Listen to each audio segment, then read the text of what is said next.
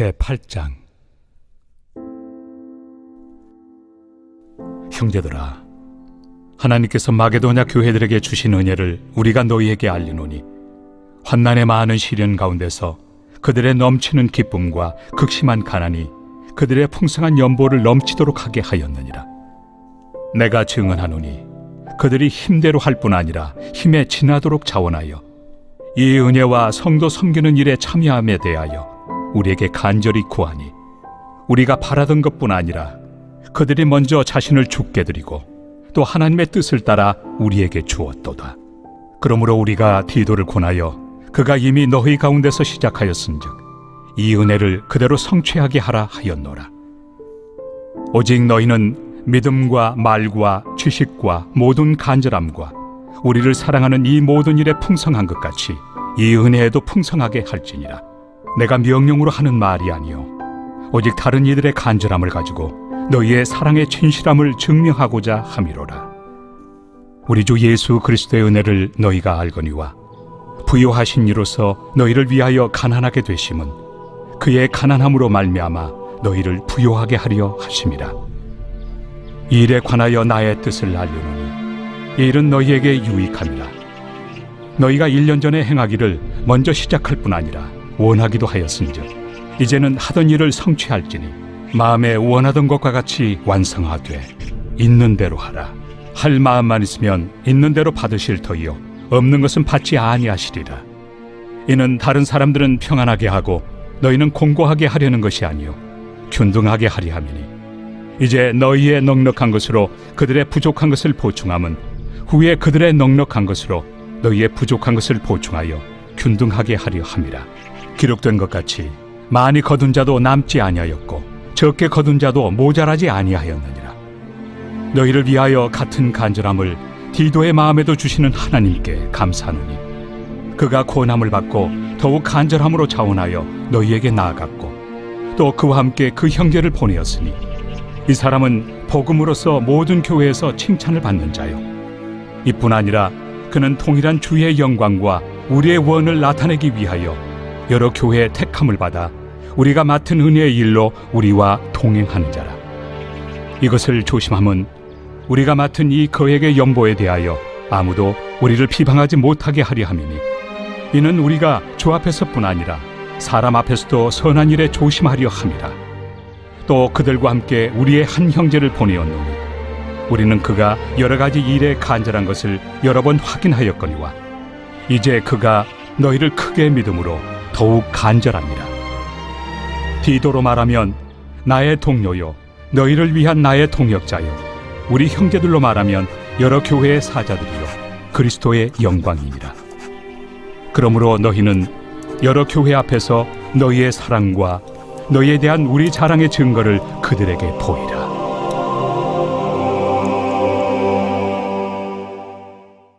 오늘 고린도후서 8장 말씀 함께 살펴보도록 하겠습니다. 고린도 교회는 바울의 2차 전도행 때 세워진 교회였습니다. 상업과 무역이 발달한 곳이었기에 부유함으로 인하여서 향락과 우상 숭배가 가득하였습니다. 이곳에 교회가 세워지는 것이 어려웠지만 하나님의 특별한 은혜와 은사로 교회가 세워졌지만 여러 분열들이 발생하였습니다. 그 분열들의 해답으로 고린도전서를 기록하였는데요, 그 해답은 십자가였습니다. 내 스스로 선과 악을 구분하고자 하는 자기 중심성에서 벗어나 그리스도 중심적인 삶, 말씀 중심적인 삶으로 변화되어야만 함을 고린도전서에서 이야기하였죠. 이것으로 고린도전서의 문제가 어느 정도 해결되는 듯 하였지만 거짓 사도들에 의해서 바울이 전한 복음이 훼손되고 바울의 사도권이 공격당하며 고린도 교회는 다시 혼란함으로 빠져들게 되었습니다. 고린도 교회는 아볼로가 사역하였고 디모데가 사역을 하였습니다. 하지만 이 문제가 잘 해결되지 않자 바울은 디도를 통하여서 고린도전서와 후서 사이에 또 다른 서신을 보내게 됩니다. 이 서신은 좀 더 강하고 좀 더 매몰차게 고린도 교회 성도들을 질책하는 내용이 담겨 있는 듯 하였습니다. 그래서 그 서신으로 바울도 마음이 많이 불안하였는데 다행히 그 서신의 효과로 고린도 교회가 조금 다시 진정이 되었습니다. 그리고 이 소식을 들은 바울이 디모데 후서를 기록하면서 디도에게 이 편지를 다시 보내게 되어지죠. 1장부터 7장까지 바울에 대한 오해를 푸는 작업들을 하였습니다. 바울이 왜 고린도 교회에 가지 못하였는지, 그리고 바울은 왜 추천서가 없는지, 그리고 바울이 전한 복음은 왜 이렇게 연약한 복음인지, 이런 부분에 대한 이야기를 함께 나누었습니다. 오늘 이제 8장과 9장에서는 바울의 복음이 훼손되고 바울의 사도권이 공격당하면서 중요한 문제가 하나 발생하였는데, 예루살렘을 위한 연보, 구제 헌금을 거두는 일이 중단되어 버렸습니다. 바울의 권위가 추락하고 바울의 복음이 훼손되다 보니 그들이 마음속에 바울에 대한 신뢰가 떨어졌습니다. 그래서 바울이 요청했던 예루살렘을 위한 연보도 중단되게 된 것이죠. 그래서 바울이 이 고린도 후서를 기록하며 이 부분에 대해서 다시 동참해 주기를 요청하고 있습니다. 자신이 이 복음을 전함에 있어서 이 헌금을 걷어서 자기가 착복하려 하는 것도 아니고, 그 당시 스토아파나 견유학파들처럼 진리의 지혜를 전하고 돈벌이를 하려는 그런 목적이 전혀 아니기 때문에 그 부분에 대해서 오해하지 말고 이 부분을 생각한 대로, 마음 먹은 대로 진행을 해라 라고 이야기합니다. 그래서 이 부분에 있어서 헌금, 연보에 대한 중요한 몇 가지 원칙들이 담겨져 있습니다. 먼저 헌금을 왜 해야 되는가, 연보를 왜 해야 되는가에 대한 중요한 이유를 제시하고 있습니다. 13절과 14절을 다시 읽어보겠습니다. 이는 다른 사람을 평안하게 하고 너희는 곤고하게 하라는 것이 아니요 균등하게 하려 함이니, 이제 너희의 넉넉한 것으로 그들의 부족한 것을 보충함은 후에 너희의 넉넉한 것으로 그들의 넉넉한 것으로 너희의 부족한 것을 보충하여 균등하게 하려 함이라. 균등이라는 단어가 나오고 있습니다. 이제 우리 성도님들이 저와 신앙생활을 오래 하다 보면 자주 듣는 단어들이 몇 가지가 있습니다. 이 세상은 수직의 질서로 이루어져 있고 하나님 나라는 수평의 질서로 이루어져 있습니다. 그래서 이 균등이라는 것이 바로 이 수평의 질서죠. 죄로 인하여서 하나님께서 원래 만드신 수평의 질서가 수직의 질서로 바뀌어졌습니다. 강한 자가 약한 자의 것을 빼앗고 높은 자가 낮은 자를 억압하고 많이 소유한 자가 가난한 자들을 이용하는, 이것이 이제 세상의 죄로 인하여 만들어진 힘의 질서입니다. 하나님께서는 이 세상을 수평의 질서로 만드셨죠. 하나님 자체가 균등하신 분이에요. 성부, 성자, 성령님이 계급이 있는 것이 아니고 서로 서클을 만들고 계신 분입니다. 그래서 성부, 성자, 성령 삼위의 하나님을 아버지, 아들, 성령 이렇게 계급으로 생각하시면 안 되고 사랑의 서클로 생각하시는 것이 좋습니다. 그래서 서로 이렇게 손을 잡고 둥근 원을 만들고 있는 상태, 이 상태가 하나님의 상태입니다. 그래서 높고 낮음이 없는 수평의 상태이죠. 그래서 하나님께서 인간을 만드실 때도 남자와 여자를 균등하게 만드셨죠. 그 상징으로 갈비뼈를 떼어서 여자를 만드셨습니다. 여자를 머리뼈에서 취했으면 남자의 머리가 됩니다. 발가락뼈를 이용하면 여자가 남자의 밑에 있게 되는 것이죠. 그래서 갈비뼈를 취하여서 서로 동등됨을 보여주는 중요한 상징적 의미로 보여주셨습니다. 그런데 이 세상이 깨어지게 되었죠. 그래서 다시 이 수직의 질서를 수평의 질서로 바꾸는 방법은 한 가지밖에 없습니다. 많이 가진 자가 적게 가진 자에게 나눠주고, 강한 자가 약한 자를 도와주고, 먼저 된 자가 나중된 자를 도와주어야 합니다. 이것이 이 땅에서 하나님 나라를 만드는 유일한 방법이죠. 그것을 사랑, 나눔, 섬김 이런 것으로 성경에서 표현을 합니다.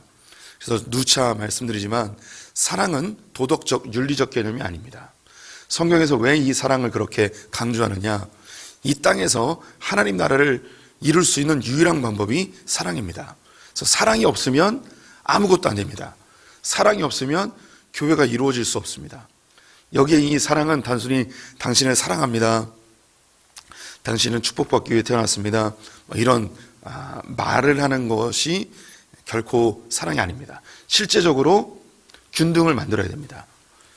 내가 먼저 됐다면 나둥진 자를 섬겨야 됩니다. 내가 부유하면 가난한 자를 섬겨야 됩니다.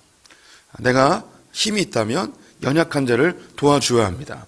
이것이 사랑을 이루는 방법, 균등을 이루는 방법입니다. 절대 말과 혀로만 사랑하지 아니하고 행함과 진실함으로 할 때 이때 하나님의 나라가 이루어지는 것이죠. 그 대표적인 모범을 보이신 분이 예수 그리스도이십니다. 예수 그리스도는 가장 높으신 분이죠. 하나님 보좌 우편에 계신 분, 모든 것을 소유하시고 모든 것을 통치하시는 그 가장 강하신 예수님께서 가장 낮은 베들레헴 구유에 나셨습니다. 나사렛 목수의 아들로 태어나시고 죄수로 십자가에 매달려 죽으셨습니다. 가장 낮은 곳에 오셔서 가장 보배로운 피를 흘림으로 이 인류의 모든 죄를 사하시고 균등하게 만들어 주셨습니다. 그래서 9절 말씀에 우리 주 예수 그리스도의 은혜를 너희가 알거니와 부유하신 이로써 너희를 위하여 가난하게 되심은 그의 가난함으로 말미암아 너희를 부유하게 하려 함이라. 예수님의 그 부유하심이 그분의 죽으심으로 인해서 우리에게 나누어지게 되었습니다. 그래서 우리가 부유하게 되었습니다. 우리가 하나님의 자녀가 되었고 하나님의 복을 누리게 된 것이죠. 예수 그리스도의 생명으로 우리는 영생을 얻게 되어졌습니다. 예수 그리스도의 사랑, 균등함을 이루는 구체적인 하나님 나라의 완성의 현장이었죠. 이것은 지금 우리 신약 시대에만 요구한 것이 아니고 구약에서도 하나님이 계속해서 반복적으로 말씀하신 것입니다.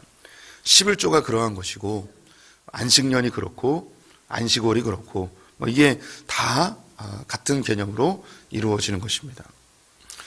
지금도 교회에서는 11조를 강조하고 있습니다. 11조에 대해서 부정적으로 생각하는 분들도 있고 또 11조를 신앙적인 자기 결단으로 내지 않는 분들도 있습니다. 11조를 내든 안 내든 이것은 중요한 것은 아닙니다. 하지만 11조는 우리가 이 균등의 법칙, 이 수평의 질서를 이루는데 우리 성도님들이 동참할 수 있는 가장 손쉬운 방법입니다. 11조는 많이 버는 사람이 많이 냅니다. 적게 버는 사람은 적게 냅니다. 그래서 이 재정을 가지고 교회의 모든 성도들을 위하여서 균등하게 사용하게 되죠. 더 나아가서 약한 교회나 또 복음이 없는 선교지를 위하여 이 재정이 사용이 되어집니다. 그래서 우리 성도님들이 만약에 11조를 내지 않는다면 11조의 상당한 금액의 어떤 헌금을 어딘가에 흘려보내셔야 됩니다.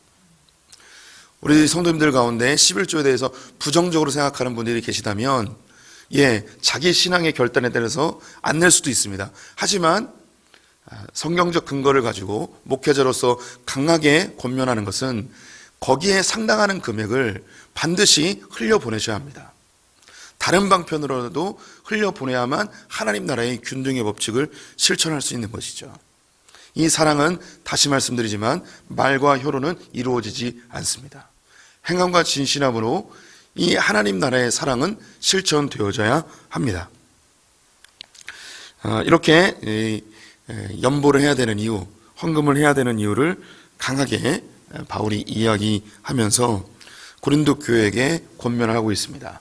너희들이 생각했던 것 이제 실천해라. 두 번째 원칙이긴 한데요. 그것은 우리가 자기의 형편에 따라서 동참을 하는 것입니다. 10절에서 12절을 제가 읽어보겠습니다. 이 일에 관하여 나의 뜻을 알리노니 이 일은 너희에게 유익함이라. 너희가 1년 전에 행하기를 먼저 시작할 뿐 아니라 원하기도 하였은즉 이제 하던 일을 성취할지니 마음에 원하는 것과 같이 완성하되 있는 대로 하라. 할 마음만 있으면 있는 대로 받으실 터이요 없는 것은 받지 아니하시리라. 우리가 헌금함에 있어서 억지로 할 필요는 없습니다. 자기를 드러내기 위해서 할 필요도 없고 내가 이 정도 직분이니 이 정도는 해야지 이런 개념이 아닙니다. 하나님 우리에게 주신 대로 그 마음에 작정한 대로 것이죠. 그래서 믿음의 선배들이 새해가 되어지면 주정헌금이라는 것을 만들어서 우리로 작정하게 하였습니다. 주정헌금은 그 이름 자체가 뭐 이렇게 헌금을 했다고 하나님이 나에게 더 큰 복을 주실 거야, 주님이 드린 만큼 보상해 주실 거야, 이런 생각은 이제 우리 복음 안에 있는 자들은 정당한 생각은 아닙니다. 하나님 나라를 누리기 위해서는 반드시 비판과 기대를 없애야 된다고 여러 차례 말씀을 드렸죠. 헌금도 마찬가지예요. 내가 드리는 헌금에 대해서 절대 다른 사람을 비판해서는 안 됩니다. 아니, 저분은 저런 직분을 받았는데 왜 저것밖에 안 해? 아유, 저분은 저렇게 수입이 있는데 왜 저것밖에 헌금을 안 해? 이런 것은 올바른 행동이 아닙니다. 또한 기대를 해서는 안 되죠. 내가 주님께 이렇게 드렸으니 주님이 이렇게 보상해 주실 거야, 내가 이렇게 헌금을 했으니까 목사님이 알아주시겠지, 이런 기대의 마음을 한다면 헌금을 드리면서도 상처받고 헌금을 드리면서도 시험에 들게 되어 있습니다. 우리는 이 돈이 갖고 있는 위력을 알고 있습니다. 교회에서도 헌금을 많이 하면 주인 노릇하려는 것이 우리의 속성이에요.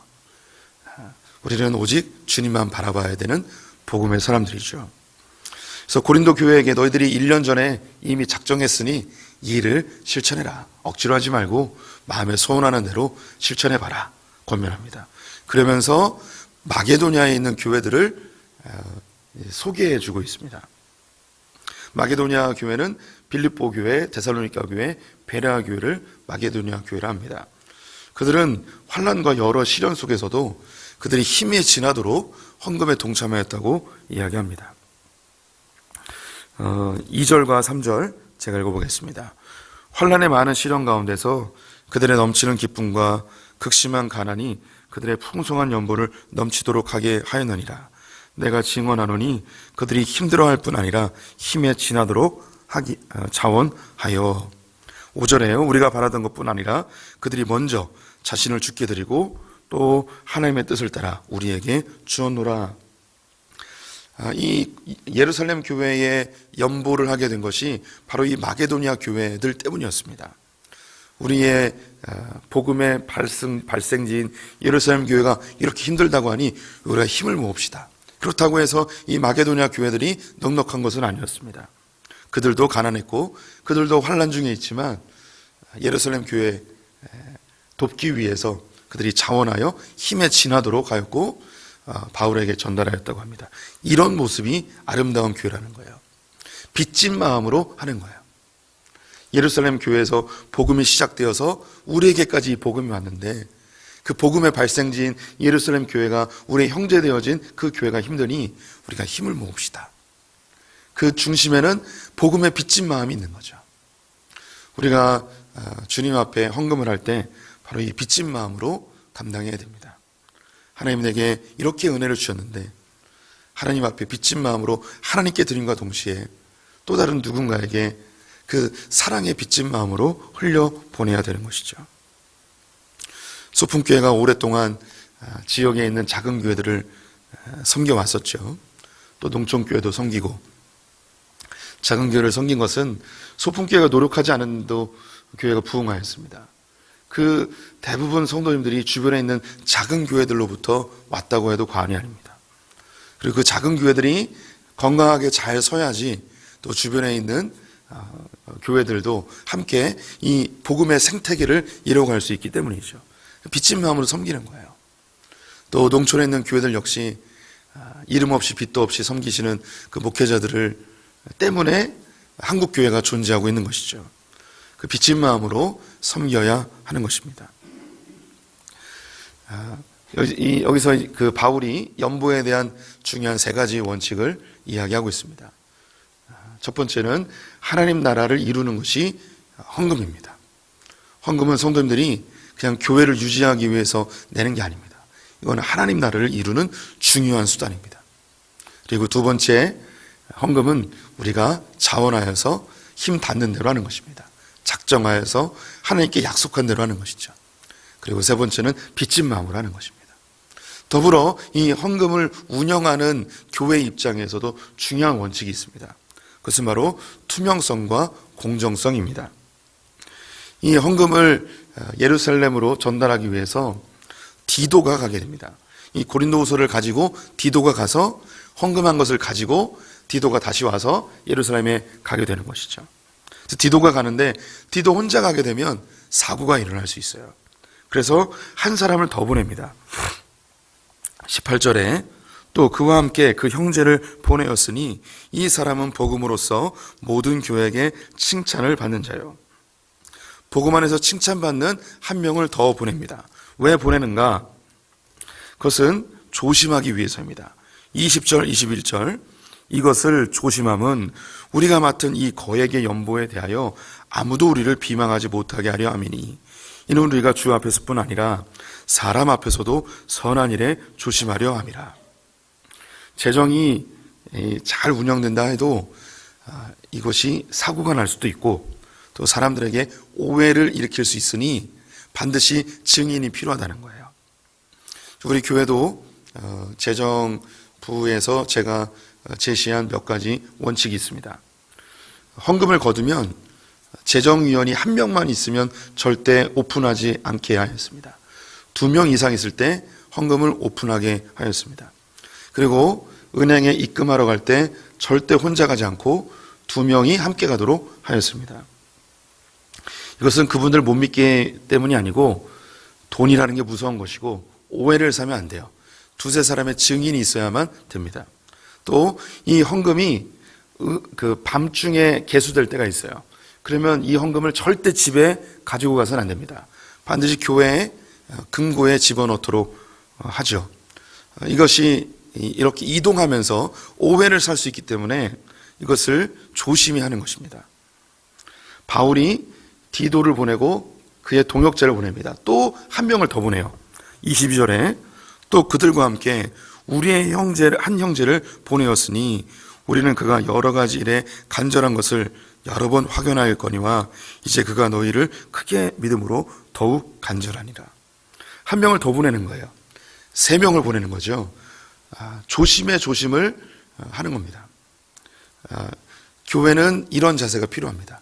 우리 성도님들은 빚진 마음으로 하나님 나라를 이루는 마음으로 헌금을 하고 교회는 이 헌금에 대해서 공정하고 투명하게 조심하게 운영을 해야 하는 것이죠. 많은 목회자들이 쓰러지는 부분이 돈입니다. 우리 성도님들이 볼 때 목회자들이 성적인 문제로 많이 쓰러질 것 같죠? 그런 건 이제 언론에 이야기 되고 우리에게 좀 자극적으로 들리니까 굉장히 많은 것 같지만 저는 이 목회자 사회에서 보면 성적인 문제보다 돈 문제가 제일 많이 일어납니다. 그래서 이 부분은 정말 조심해야 돼요. 그래서 우리 성도님들도 우리 성도님들은 하나님의 나라를 이루는 마음으로 헌금에 동참하시고 또 교회는 투명하고 공정하게 조심하게 의심받지 않게 잘 운영을 해야 할 것입니다. 네, 하나님 나라를 이루는 이 사랑의 이 헌신에 우리 성도님들이 적극적으로 동참하시고 또 교회가 더 건강하게 유지될 수 있도록 기도해 주시기를 부탁을 드립니다. 기도하겠습니다.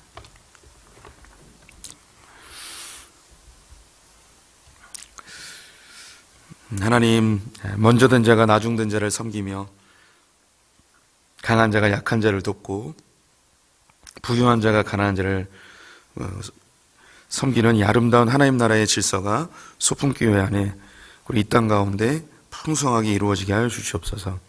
가장 높으신 주님이 가장 낮은 곳으로 오셔서 모든 것을 내어주신 것처럼 우리가 우리의 삶의 일부분을 하나님 나라 위하여서 흘려보낼 수 있는 멋진 크리스찬들 되게 하여 주시옵소서. 또한 소풍교회를 건강하게 하셔서 재정적인 투명성과 공정성이 잘 유지되게 하여 주시옵소서.